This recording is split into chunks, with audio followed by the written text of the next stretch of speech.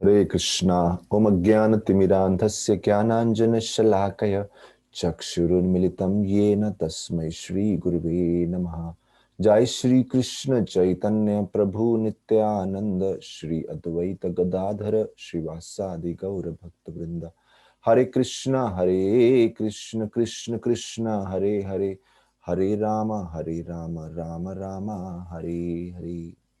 श्री रामचंद्र भगवान की जय।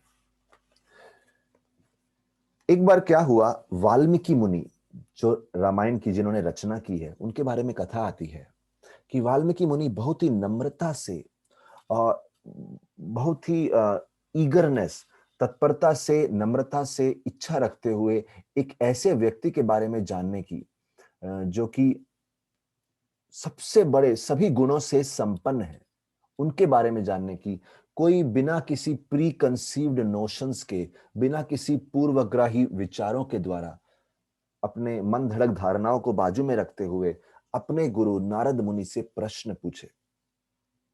नारद मुनि से प्रश्न पूछे, कृपया मुझे बताइए सबसे बड़ा हीरो कौन है, ऐसा व्यक्ति कौन है जो सर्व गुण संपन्न हो। जैसे ही उन्होंने ये प्रश्न पूछा, नारद मुनि के हृदय में मानो करुणा जागृत हो गई हो। जैसे कि कोई सच्चा प्यासा व्यक्ति, ज्ञान का सच्चा प्यासा व्यक्ति एक ऐसे गुरु के पास गया है तो ज्ञान देने के लिए तत्पर है। There is a deep eagerness Narad Muni has to give knowledge. Valmiki ji अपने प्रश्न में और स्पष्टता डालना चाहते थे, क्योंकि वाल्मीकि जी ने प्रश्न पूछा सर्वगुण संपन्न कौन है, सबसे बड़ा हीरो कौन है, लेकिन वाल्मीकि जी उन गुणों के बारे में भी व्याख्यान किए कि मैं किन गुणों की बात कर रहा हूं। वाल्मीकि जी पूछे, ऐसा कोई व्यक्ति है जो बहुत शक्तिशाली हो, लेकिन शक्ति के साथ ही साथ उसके अंदर बहुत कृतज्ञता हो, ग्रैटिट्यूड हो, ट्रुथफुलनेस, सत्यवादी हो, और उसी के साथ साथ सत्यवादी के साथ एक और गुण लगता है दृढ़ निश्चय, क्योंकि सत्य संकल्प होना, किसी भी संकल्प को पूरा करना, उसके लिए व्यक्ति को डिटरमिन्ड होना चाहिए, नहीं तो एक दिन वो संकल्प लेता है और अगले दिन हिम्मत हार बैठता है। तो शक्तिशाली हो, उसके साथ कृतज्ञ हो, ट्रुथफुल हो, सत्यवादी हो, उसके साथ डिटरमिन्ड हो, साथ ही साथ दृढ़ निश्चय किसके लिए? क्रूरता दर्शाने के लिए नहीं, उस व्यक्ति में कंपैशन, करुणा होनी चाहिए, दया होनी चाहिए। और थोड़ा वाल्मीकि मुनि इसके ऊपर और डेप्थ में गए, बोले ऐसा व्यक्ति होना चाहिए जिसका एग्जेम्पलरी कंडक्ट हो, जिसका व्यवहार बिल्कुल अच्छा उदाहरण, टॉप मोस्ट एग्जाम्पल हो सबके लिए, जो हमेशा यही चिंतन करता रहता है कि दूसरों का कल्याण, दूसरों का भला कैसे हो, हाउ टू हेल्प अदर्स, दूसरों को छोटी से छोटी और बड़ी से बड़ी चीजों में कैसे हेल्प किया जाए। साथ ही साथ अभी इतना सब करने के लिए बुद्धिमान होना चाहिए, वाइज, इंटेलिजेंट हो। लेकिन कोई अगर बुद्धिमान है लेकिन उसके पास एबिलिटी, स्किल सेट नहीं है, क्षमता नहीं है, कौशल नहीं है, तो बोले इस व्यक्ति के पास कौशल भी होना चाहिए, कॉम्पिटेंसी होनी चाहिए, और इन सब के साथ साथ ये व्यक्ति गुड लुकिंग होना चाहिए, सुंदर होना चाहिए। मुझे ऐसे व्यक्ति के बारे में सुनना है। तो जहां इतने सारे गुणों का वर्णन किया, आगे चलते हैं। इन सब के साथ साथ वो व्यक्ति लोभी नहीं होना चाहिए, सेल्फ सेटिस्फाइड, आत्मसंतुष्ट होना चाहिए, अपने क्रोध पे पूर्ण रूप से संयम होना चाहिए, और उसका सौंदर्य ऐसा तीनों लोकों को मुग्ध कर देने वाला सौंदर्य हो। और सभी गुणों के होने के बाद जो सबसे बड़ा संकट रहता है व्यक्ति के अंदर, अगर उससे अधिक गुणों वाला कोई मिल जाए तो अंदर से द्वेष होता है। बोल रहे हैं ये व्यक्ति के अंदर द्वेष भी ना हो, जेलसी या एनवी या जलन नाम की कोई चीज ना हो, और बहादुरी का, शौर्य का, हिम्मत का प्रतीक हो। वाल्मीकि जी ने अपने प्रश्न में इतने सारे गुणों को सम्मिलित कर डाला और अपनी तीव्र इच्छा व्यक्त करी एक सच्चे प्रामाणिक हीरो की सर्च करने के लिए। वो बोल रहे थे, मैं किसी ऐसे व्यक्ति की उपासना, पूजा या उसको अपने हृदय का स्वामी नहीं मान सकता जिसके अंदर कोई एक भी दोष होता है।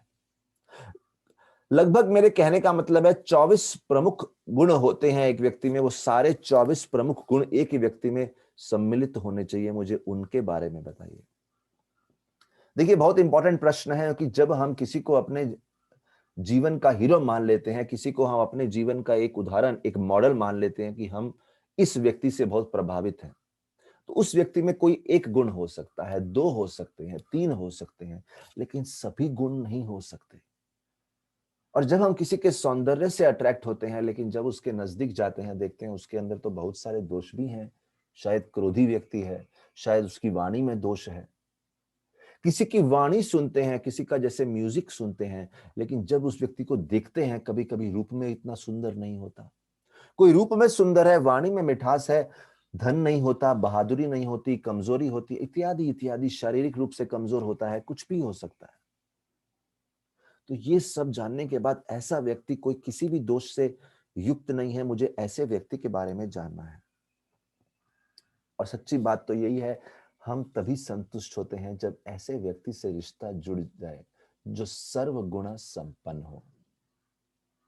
नारद मुनि ने ये क्वेश्चन जब भी सुना और इसका उत्तर देने का जस्ट विचार उनके मन में आया, सोचा कि मैं इसका उत्तर दूंगा। ऐसा समझो कि नारद मुनि के हृदय में भावनाओं का एक ज्वालामुखी सा स्फुरित हो गया। It was like a volcano erupting in the heart of Narad मुनि। एक ऐसा ज्वालामुखी जो श्री रामचंद्र जी के प्रेम से के कारण स्फुरित हुआ था। श्री रामचंद्र जी को उन्होंने स्मरण किया और नारद मुनि सोचने लगे, अगर कोई व्यक्ति सर्वगुण संपन्न है तो वो साक्षात श्री रामचंद्र है। इनके बारे में सोचते ही श्री नारद मुनि, मानो उनके हृदय में एक अतुलनीय, असीमित ग्रैटिट्यूड उमड़ने लगा, भक्ति उमड़ने लगी। नारद वाल्मीकि जी को थैंक्स बोले, आपने इतना सुंदर प्रश्न पूछा है। बोले ऐसा प्रश्न बहुत कम लोग पूछते हैं, बहुत दुर्लभ ही ऐसा प्रश्न सुनने को मिलता है, क्योंकि मोस्ट लोग सुपरफिशियलिटी से ही अपना जीवन संभाल लेते हैं, जीवन की गहराई में नहीं जाते, गहरे प्रश्न नहीं पूछते, डीप क्वेश्चंस नहीं पूछते। आपने ऐसा प्रश्न पूछा है, आप जानना चाहते हैं सर्वगुण संपन्न कौन है, उस व्यक्ति से रिश्ता स्थापित करना चाहते हैं, उस व्यक्ति के गुणों से अपने चित्त को शुद्ध करना चाहते हैं। Such people are very very rare. ऐसा व्यक्ति रेयर है और ऐसे प्रश्न पूछने वाले रेयर हैं, दुर्लभ हैं। अभी देखिए, नारद मुनि को प्रश्न का उत्तर तो मालूम था, लेकिन कुछ समय के लिए वो वाल्मीकि जी से दूर चले गए। इसलिए नहीं कि वो कंफ्यूज हो गए, इसलिए नहीं कि उनको उत्तर मालूम नहीं था। उसका कारण यह है कि नारद मुनि के हृदय में ऐसी भक्ति की भावनाएं उमड़ रही थी, वो अपने आप को संभाल नहीं पा रहे थे। वो ऐसे भावनात्मक हो गए थे कि वॉज फुल ऑफ इमोशंस। उनको कुछ समय चाहिए था अपने आप को संभालने के लिए, अपनी थॉट्स को ऑर्गेनाइज करने के लिए, ताकि अच्छे से उत्तर दे सके। बहुत इंपॉर्टेंट बात है कि वाल्मीकि जी के प्रश्न को का तुलना एक मंथन की छड़ी से किया गया है, चर्निंग रॉड। जैसे दही का मंथन करते हैं, धीरे धीरे मक्खन इत्यादि ऊपर आने लगता है। ऐसे ही नारद मुनि के हृदय में जब ये प्रश्न एक मंथन की छड़ी का प्रभाव किए, ऐसा मंथन हुआ, नारद मुनि के हृदय से भक्ति की भावनाएं बिल्कुल ऊपर आने लगी, उस मक्खन की तरह। और नारद मुनि ने अपने विचारों को एकत्रित किया, अपने आप को शांत किया और बड़े ही भक्ति भाव में बैठ गए। उनके नेत्रों से अश्रु प्रवाह होने लगे और वो वाल्मीकि जी के सामने व्याख्यान करने लगे उस व्यक्ति का, उन श्री रामचंद्र के गुणों का, जिन गुणों के प्रभाव से किसी का हृदय पूर्ण रूप से द्रवित हो जाएगा, पिघल जाएगा। क्योंकि बोलते हैं मनुष्य का हृदय इस जगत में अनेक अनुभव से गुजरते हुए कभी कभी पत्थर दिल हो जाता है, एक चट्टान जैसा हो जाता है। और कभी कभी बहुत स्वार्थी होने की वजह से दूसरे के दुखों को देख के पिघलता नहीं है, दूसरे के गुणों को सुन के एक्साइटेड, उत्साहित नहीं होता। और ऐसा जो जिसका हृदय ऐसा पत्थर की तरह है, लोहे की तरह है, जैसे एक बंजर भूमि है जहां पे कुछ नहीं उगता, कुछ फसल नहीं होती। अगर उस बंजर भूमि को उपजाऊ करना है तो थोड़े से पानी के छींटे काम नहीं आएंगे। बंजर भूमि को उपजाऊ करने के लिए थोड़े से पानी के छींटे काम नहीं आएंगे, भरपूर वर्षा डालनी पड़ेगी। भरपूर भर भर के वर्षा होगी, तब जाके काफी समय बाद ये बंजर भूमि जो पत्थर की तरह हो गई है वो उपजाऊ हो जाएगी और उसके अंदर बहुत अच्छी फसल उग सकती है। ऐसी ये हमारा हृदय कभी कभी बहुत बेचैन या कभी कभी बहुत पत्थर दिल और इमोशन से रहित हो जाता है, या बहुत सेल्फ सेंटर्ड हो जाता है, बहुत ही स्वार्थी, स्वाभिमान हो जाता है। और ऐसे में यही एक बहुत बड़ा दोष है इस जगत में, जो इस जगत की पवित्रता को नष्ट कर डालता है। और इस हृदय को, जो कि एक बंजर भूमि के समान है, उसको उपजाऊ बनाना हो, सही प्रकार के इमोशंस, सही प्रकार के हेल्दी इमोशंस और भावनाओं से उपजाऊ बनाना हो, तो इस हृदय में बहुत वर्षा करनी पड़ेगी। और जब हम रामचंद्र भगवान के अत्यधिक अद्भुत गुणों के बारे में श्रवण करते हैं, सुनते हैं और रामायण को सुनते हैं, तो रामायण के सुनने से, रामायण के नरेशंस, कथाओं को सुनने से हमारे हृदय में मानो ऐसे गुणों की वर्षा होती है। और इस वर्षा से हमारा हृदय पूर्ण रूप से द्रवित, पिघल जाता है और बड़े ही हेल्दी इमोशन से it becomes a ripe place, a perfect place, एक उत्तम स्थान बन जाता है, जो करुणा का एक बहुत बड़ा सागर बन जाता है। With healthy emotions, with happy emotions, and that is what is required. इसीलिए हमें रामचंद्र के गुणों को और रामायण की कथाओं को सुनना चाहिए, ताकि हमारा लाइफ सही प्रकार से मोल्ड हो जाए। हमारा लाइफ जो अनेक प्रकार से अलग अलग दिशाओं में चलने लगता है, हमारे लाइफ का डायरेक्शन बिगड़ जाता है। To mould it in the right direction, हमें रामायण की जरूरत है। नारद मुनि को मौका मिल गया वाल्मीकि सामने रामायण बोलने का। उन्होंने एक या दो शब्दों में उत्तर नहीं दिया, उन्होंने एक या दो शब्दों में उत्तर नहीं दिया। बोल सकते थे ना, आपको टॉप मोस्ट हीरो जानना है, वो रामचंद्र है। नहीं, उन्होंने मौका लिया, अपॉर्चुनिटी लिया, और उन्होंने 92 वर्सेस, 92 श्लोकों में पूरी रामायण का सार वाल्मीकि जी के समक्ष प्रस्तुत किया। और नारद मुनि ने इस प्रकार से जो रामायण का सार प्रस्तुत किया, बाद में वाल्मीकि जी ने उस सार को विस्तार में प्रकट किया हमारे समक्ष वाल्मीकि रामायण के रूप में, जो 24,000 श्लोकों का संकलन है। और बोलते हैं नारद मुनि के ये 92 श्लोक पढ़ लेना, अगर समय कम है तो केवल इतना पढ़ लेना, आपको उतना ही बेनिफिट मिलता है जितना 24,000 वाल्मीकि रामायण, 24,000 श्लोक पढ़ने से लाभ मिलता है।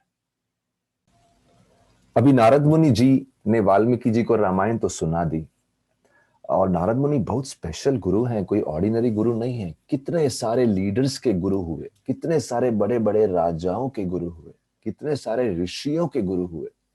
नारद मुनि तो देव ऋषि हैं, देवताओं के सबसे प्रमुख ऋषि हैं। तो वो वहां से अपना भ्रमण करते हुए निकल लिए, और व्यासदेव जी सोच रहे थे मेरा कितना बड़ा भाग्य है, इतने महान गुरु का आश्रय मिला है। जब भी नारद मुनि से व्यासदेव मिलते थे, जब भी वाल्मीकि जी नारद मुनि से मिलते थे, वाल्मीकि जी के जीवन में एक गहरा प्रभाव होता था। Every meeting was a deep experience. और देखिए, ये एक्सपीरियंस, ये अनुभव हर किसी को नहीं होता, शिष्य की भी योग्यता होनी चाहिए। और वाल्मीकि जी की तो एक बड़ी विशेष योग्यता थी, क्योंकि वाल्मीकि जी अपने आप में बड़े गुरु थे। उनके गुरुकुल में कितने सारे लोग ट्रेनिंग के लिए आते थे, उनके गुरुकुल में कितने सारे लोग शिक्षा के लिए आते थे। और वो अपने आप, वो इतने बड़े, इतने सक्षम गुरु क्यों हुए? क्योंकि वाल्मीकि जी जानते थे कि वो अपने गुरु नारद मुनि के हाथों में केवल एक निमित्त है, एक इंस्ट्रूमेंट है। वाल्मीकि जी हमेशा ध्यान रखते थे कि मेरे अपने आप में कोई योग्यता नहीं है, लेकिन नारद मुनि ने एक सो कॉल्ड अनक्वालिफाइड व्यक्ति को भी बड़े उत्तम तरीके से प्रयोग में ला सकते हैं, उत्तम बना सकते हैं। तो जो कुछ भी मैं सेवाएं कर रहा हूं, मेरे गुरु के आशीर्वाद से कर रहा हूं। ये वाल्मीकि जी की विशेषता थी। देखिए, बोलते हैं शास्त्र जो है, शास्त्र एक गौ माता की तरह है, एक गैया की तरह है, गौ माता की तरह है, और उनका जो ज्ञान है वो उस गाय के दूध के समान है, जो कि शास्त्रों का सार है। लेकिन उस गाय से दूध प्राप्त, उस गौ माता से, गैया से दूध प्राप्त करने के लिए जैसे एक ग्वाला होता है, उनसे दूध प्राप्त करता है, ऐसे ही जो गुरु होते हैं वो उस एक सक्षम गुरु, एक बोनाफाइड, एक प्रामाणिक गुरु उस ग्वाले के समान है, जो एक गौ माता से दूध प्राप्त करके बांट सकते हैं इस दुनिया के पीड़ित जीवों को। और हमारा जो मन है, हमारा जो हृदय है, वो एक पात्र है जो उस दूध को स्वीकार करता है। और इस पात्र की गहराई, और उस पात्र में कितना स्पेस है, कितनी गहराई है, कितना दूध स्वीकार करेंगे, उसकी तुलना हमारी नम्रता से और हमारी तीव्रता, जो ज्ञान प्राप्त करने की तीव्रता है, उससे की गई है। जितनी तीव्रता है और जितनी विनम्रता है, उतना ही स्पेस हमारे मन रूपी या हृदय रूपी पात्र में है, जो शास्त्रों के ज्ञान को समा सकता है। तो ये बहुत महत्वपूर्ण बात है। वाल्मीकि जी एक सक्षम गुरु थे, और क्यों थे? क्योंकि उससे पहले वो एक सक्षम, एक प्रामाणिक, एक उत्तम शिष्य थे नारद मुनि के। अभी हुआ क्या, नारद मुनि चले गए। आगे कथा आती है कि वाल्मीकि जी स्नान करने का समय हो गया था उनका, वो स्नान करने के लिए गए। स्नान करने के लिए जनरली वो गंगा नदी पे जाते थे। उस दिन पता नहीं दैव से प्रेरित होके कुछ उनके मन में इच्छा हुई, हम तामसा नदी पे जाएंगे, और अपने साथ अपने शिष्य भरद्वाज ऋषि को ले लिया। तामसा नदी पे वाल्मीकि जी भरद्वाज ऋषि के साथ गए, और जैसे ही नदी में प्रवेश करने वाले थे, नदी का वो वाला जो कोना था वो थोड़ा स्पष्ट नहीं था, साफ नहीं था। तो वो वहां से किसी दूसरे स्थान पे चले गए, तामसा नदी के एक दूसरे अ, किनारे पे चले गए। और जैसे ही उस किनारे पे आए, उन्होंने देखा नदी का पानी बिल्कुल साफ है। उस समय वाल्मीकि जी मुनि भरद्वाज ऋषि को बड़ा ही सुंदर बात बोलते हैं। बोले, ये नदी का जल इतना स्पष्ट लग रहा है, जैसे उच्च कुल वाला व्यक्ति, अच्छे से प्रशिक्षित व्यक्ति का जो मन होता है, चित्त होता है, बिल्कुल स्पष्ट होता है। और स्पष्ट यानी बिना किसी वासनाओं से, इच्छा से, डिससेटिस्फेक्शन से मुक्त होता है। बिल्कुल साफ, चमकता हुआ, सत्व गुण से परिपूर्ण। और ऐसा ही चित्त, वाल्मीकि जी बोलते हैं, जैसा ये जल देख के हमें बहुत आनंद का अनुभव हो रहा है, जब हम ऐसे व्यक्ति की संगति में रहते हैं जिसका चित्त हर प्रकार की वासनाओं से मुक्त है, शांत है, हर परिस्थिति में शांत है, ऐसे व्यक्ति के साथ रहने से हमें भी बहुत आनंद का अनुभव होता है। वाल्मीकि जी तामसा नदी के आसपास का जो वातावरण है उसको निहार रहे थे, उसके सौंदर्य को निहार रहे थे। तभी उस वन में उनकी दृष्टि दो क्रौंच पक्षी पे पड़ती है। दो क्रौंच पक्षी जो संभोग के लिए तैयार हैं, उन क्रौंच पक्षी को देख रहे हैं और उन क्रौंच पक्षी की सुंदरता को देख रहे हैं। देखिए, क्रौंच पक्षी एक सारस पक्षी के समान होते हैं, और जब भी उन क्रौंच पक्षी के चेहरे के आनंद को, सुख को देख रहे थे, तभी एक तेज से तीर आया, एक एरो आया। और जैसे ही वो एरो आया, वो एरो किसी शिकारी ने छोड़ा था, और वो जो मेल क्रौंच पक्षी था, जो मेल पक्षी था, उसकी मृत्यु कर दी। और उस मृत्यु को देख के जो फीमेल पक्षी थी, वो जोर से चिल्लाई, क्रंदन करने लगी, शोक करने लगी, और इस दृश्य को देख के वाल्मीकि जी के हृदय में बहुत दुख हुआ, क्योंकि पर दुख दुखी, दूसरे के दुख को सहन नहीं कर सकते, ऐसा हृदय है इन महान ऋषियों का। क्रौंच पक्षी की पीड़ा को देख के वाल्मीकि जी के मन में इतना दुख हुआ, उनके मुख से क्रोध में एक ऐसा श्लोक निकल गया मानो उस शिकारी को एक शाप सा दिया हो, और बोले, जिस शिकारी ने इन पक्षियों की इस अवस्था में, बड़े सुखी अवस्था में दोनों थे, इस अवस्था में ऐसा दशा कर दिया उस शिकारी ने, वो शिकारी को इसका फल भुगतना पड़ेगा और बहुत दुख सहना पड़ेगा, बहुत अशुभ स्थिति से गुजरना पड़ेगा। और अभी वाल्मीकि जी ने ये शब्द बोले ही थे, अभी जस्ट बोले ही थे, वाल्मीकि जी सडनली सोचने लगे, अरे मैंने क्या गलती कर दी। उस शिकारी ने उनके ऊपर तीर चलाया और मैंने शब्दों का तीर शिकारी पे चला दिया। अरे मुझ में और शिकारी में अंतर ही क्या रह गया। वाल्मीकि जी इंट्रोस्पेक्शन करने लगे, आत्मनिरीक्षण करने लगे, व्हाट इज द डिफरेंस, उसमें और मुझ में क्या अंतर रह गया, दोनों का एक ही तो व्यवहार हो गया। उसने तीर चलाया, अपने बाण चलाए, और मैंने शब्दों के बाण चला दिए और उससे उस शिकारी का जीवन बर्बाद कर दिया। बोले, शिकारी का तो पेशा ही है शिकार करना, वो अपना काम कर रहा था, मुझे बीच में आने की क्या जरूरत है। हर काम में टांग अड़ाने की जरूरत नहीं है, हर व्यक्ति अपना अपना ऑक्यूपेशनल ड्यूटी कर रहा है। और नारद मुनि कोई शिकारी के शिक्षक तो है नहीं, तो क्यों बीच में आ रहे हैं, उसको अपना ऑक्यूपेशनल ड्यूटी करने दो।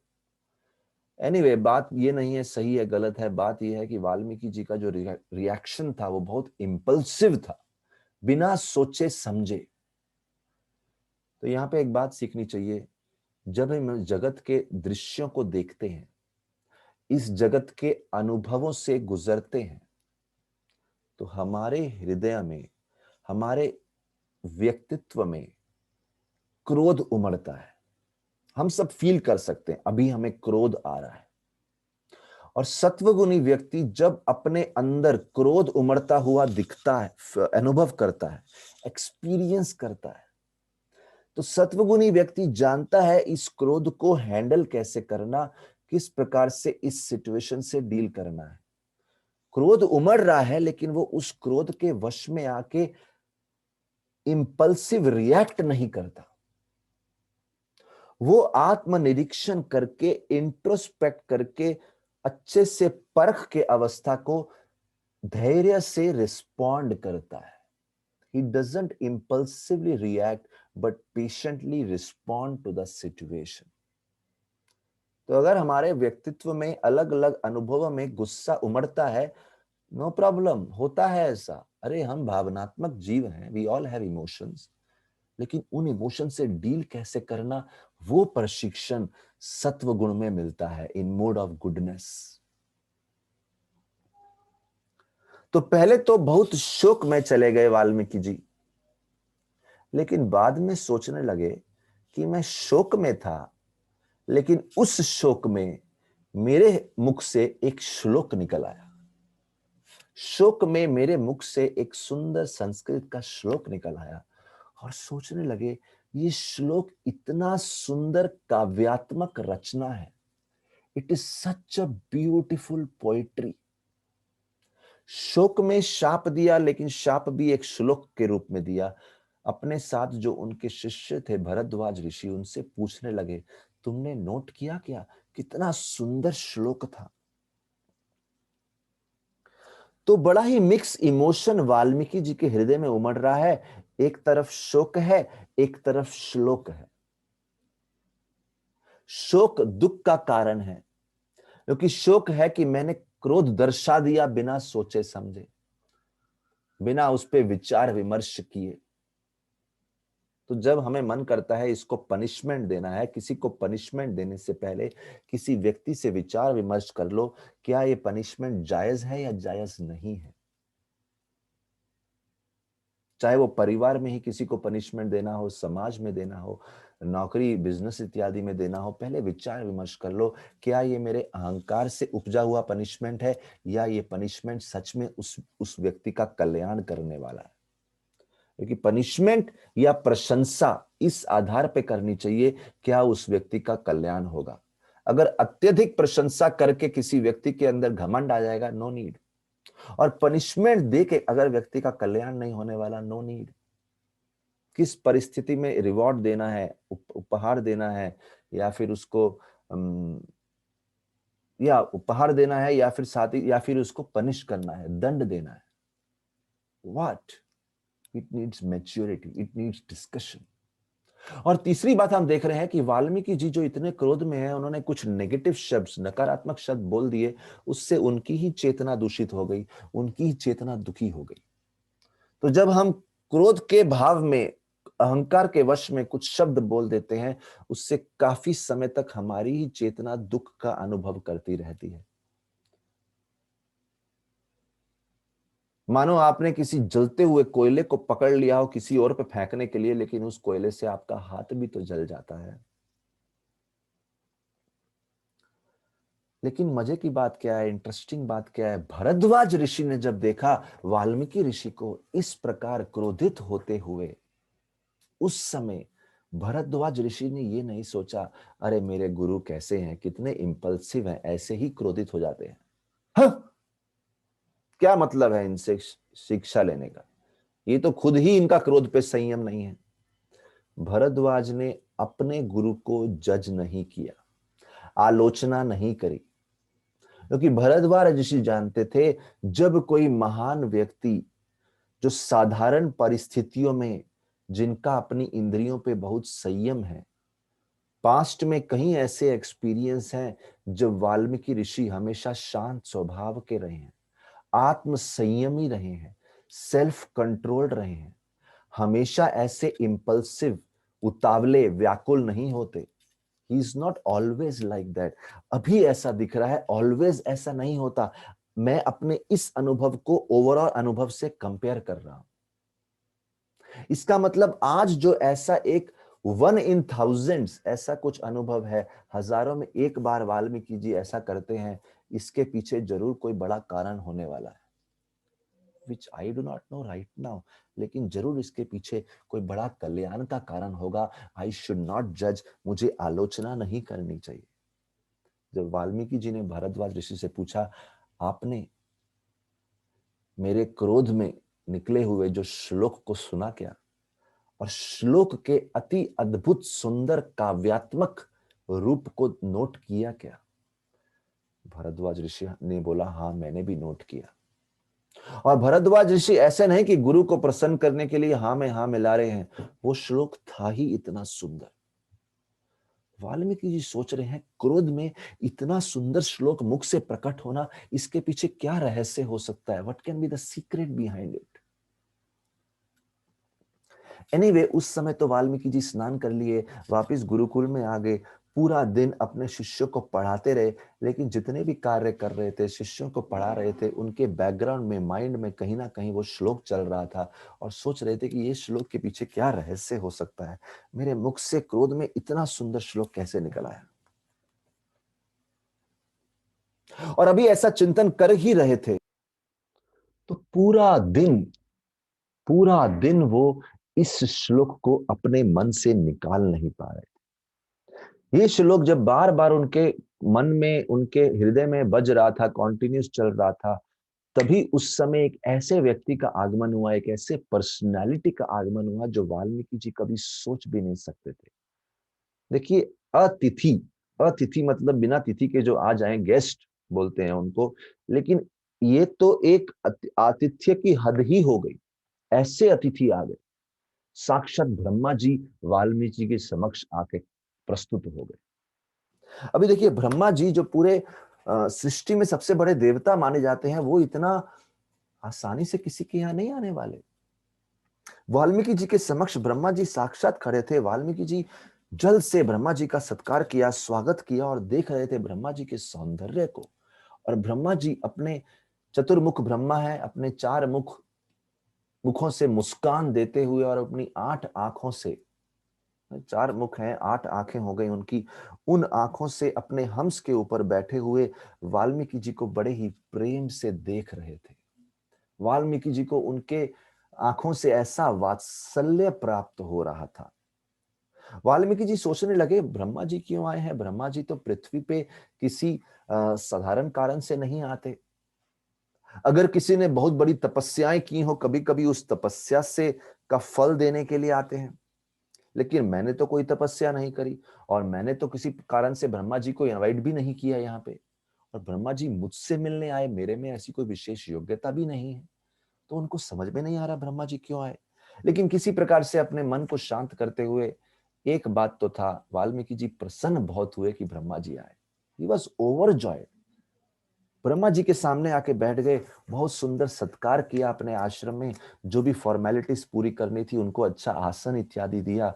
और वाल्मीकि जी सोच रहे हैं कि मैं सृष्टि में सबसे पावरफुल पर्सनैलिटी के सामने बैठा हूं। और देखिए, जब इतने पावरफुल पर्सनैलिटी सामने आ जाए तो जनरली क्या होता है, अपने रोजमर्रा की जो चिंताएं हैं, समस्याएं हैं, रोज की जो प्रॉब्लम्स हैं, वो सब साइड में हो जाती हैं। लेकिन वाल्मीकि जी के साथ बड़ा अद्भुत हो रहा था। इतने बड़े पर्सनैलिटी सामने आके बैठे हैं, फिर भी वाल्मीकि जी के हृदय में लगातार वो श्लोक ही चल रहा था। यहां तक कि इन्होंने विचार किया, मैं ये श्लोक जो मेरी शोक अवस्था में उपजा है, ये श्लोक बोल के ब्रह्मा जी को सुनाता हूं। बिना पूछे ही उन्होंने वो श्लोक गाना शुरू कर दिया।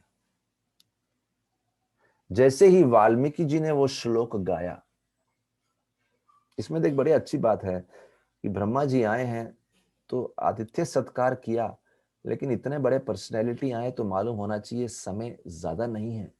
ऐसा सानिध्य कुछ समय के लिए ही मिलता है, कब निकल जाए पता नहीं। उस समय का अच्छे से प्रयोग कर लेना चाहिए। तो वाल्मीकि जी इमीडिएटली पॉइंट पे आ गए, उन्होंने वो श्लोक सुना दिया, और ब्रह्मा जी भी इमीडिएटली पॉइंट पे आ गए। वो बताने लगे, मैं यहाँ क्यों आया हूं। ब्रह्मा जी बोले, आज सुबह शिकार के समय जो आपके मुख से श्लोक सुंदर प्रकट हुआ, शोक अवस्था में प्रकट हुआ, वो श्लोक प्रकट होने का कारण मैं था। मैंने आपके मुख से ऐसी करुण अवस्था में वो श्लोक प्रकट करवाया। और मैं आपको ये इंगित करना चाहता था कि जिस मीटर में, जिस स्टाइल से आपने ये श्लोक बोला है, उसी मीटर में आपको पूरे रामायण का संकलन करना है, पूरी रामायण की रचना करनी है। You will compose the whole Ramayana in the same metre, जिस मीटर में आपने ये श्लोक गाया है। वाल्मीकि जी सोचने लगे, लेकिन मुझे पूरी रामायण मालूम नहीं है, संक्षिप्त में नारद मुनि ने सुनाई है। ब्रह्मा जी बोले, मेरे आशीर्वाद से आपको पूरी रामायण का ज्ञान हो जाएगा, और आपकी रामायण में एक भी गलती नहीं होगी। It will be supremely perfect. Brahma ji बोले, आप जो रामायण लिखेंगे वो इस सृष्टि में तब तक प्रचलित रहेगी, तब तक प्रसिद्ध रहेगी, जब तक पर्वत और नदियां स्थित रहेंगे। और जब तक रामायण फेमस रहेगी, तब तक आपकी भी प्रसिद्धि, आपका भी फेम रहेगा, और लोग बोलते रहेंगे ये वाल्मीकि जी की रामायण है। और ये कहते ही ब्रह्मा जी वहां से लुप्त हो गए, चले गए, अपने धाम में चले गए। जैसे सडनली आए थे, वैसे ही सडनली वहां से गायब भी हो गए। वाल्मीकि जी के शिष्य ने भी ये वार्तालाप सुना। वाल्मीकि जी के शिष्य बड़े प्रसन्न हो गए, और बोलते हैं, उसी समय सभी शिष्यों ने मिलके एक साथ, एक ध्वनि में, एक वाणी में, एक कोरस में, एक मीटर में वो श्लोक, एक सिंगल श्लोक जोर जोर से उच्चारण करना शुरू किया। और धीरे धीरे पूरा आश्रम उस श्लोक की ध्वनि से गूंज रहा था। और वो शिष्यों ने अपने गुरु को मानो एनकरेज करते हुए, प्रोत्साहन करते हुए, वो सारे के सारे शिष्यों ने श्लोक को जोर जोर से गाते हुए, अपने गुरु की हिम्मत बढ़ाते हुए, और जो ब्रह्मा जी ने बोला है उस दिशा में वाल्मीकि जी को प्रेरित करते हुए, जब वो उच्चारण कर रहे थे सारे के सारे शिष्य, वाल्मीकि जी ने ठान लिया, हाँ, मैं रामायण का संकलन करूंगा। इसी मीटर में, इसी प्रकार से 24,000 श्लोकों का संकलन करूंगा। और वाल्मीकि जी ने तैयारी की रामायण लिखने की। लेकिन जब वाल्मीकि जी तैयारी कर रहे थे रामायण लिखने की, तो मन ही मन सोच रहे थे, मुझे क्यों चुना? मेरे में क्या योग्यता है? मैं तो बहुत साधारण व्यक्ति हूं, और इतना भाग्यशाली सेवा मुझे ही क्यों दिया? ब्रह्मा जी ने जब ऐसा विचार कर रहे थे, तो देखिए जब सिंसियरिटी से विचार करें और प्रश्न उठे, भगवान उत्तर सामने भेज ही देते हैं। इतना सिंसियरिटी से अपने अंदर निरूपण करते हुए, विश्लेषण करते हुए, एनालाइज करते हुए, ही वाज थिंकिंग व्हाई मी। तभी उनकी नजर पड़ी माता सीता पे, जो उन दिनों वाल्मीकि जी के आश्रम में रह रही थी। सीता जी के सौंदर्य को देख रहे हैं, सीता जी के उच्च कुलीन व्यक्तित्व को देख रहे हैं, हाईली एरिस्टोक्रेटिक लेडी, इतने सर्व गुणों से संपन्न, साक्षात लक्ष्मी है, बहुत ही साधारण वस्त्रों में धारण किए हुए एक वनवासी के रूप में ये रह रही हैं।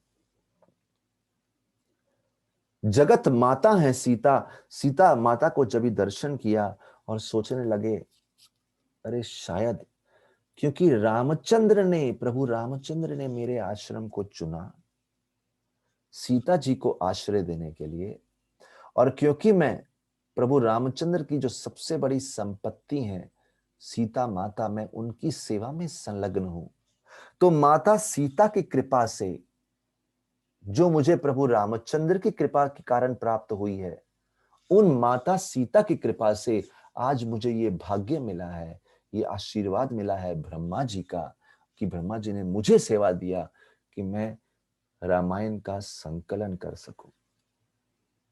लेकिन तभी एक स्टेप आगे गए और विचार करने लगे, मेरा अतीत क्या है।